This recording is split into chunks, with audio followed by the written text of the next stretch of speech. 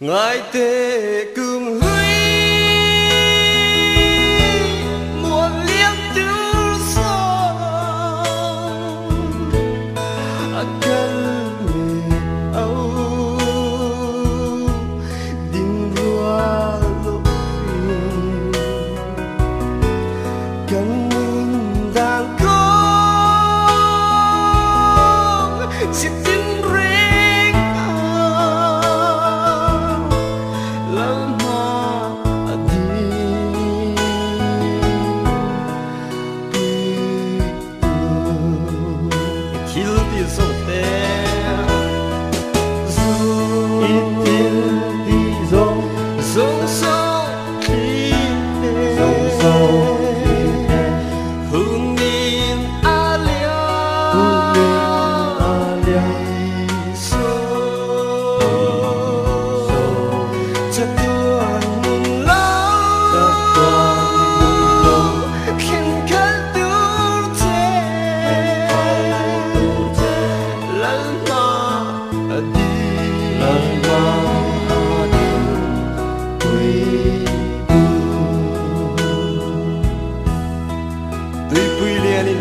ai rồi nó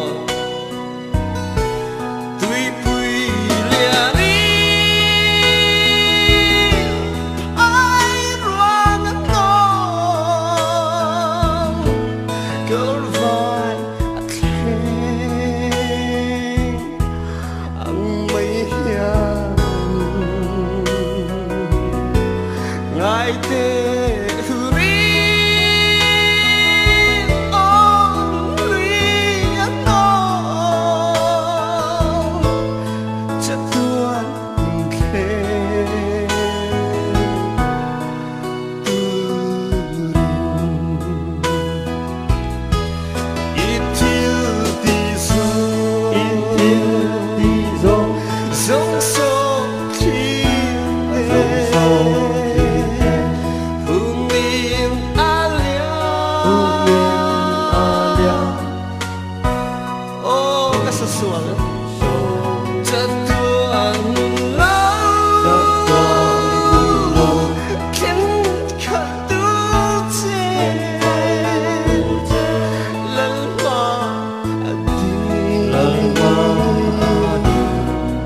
we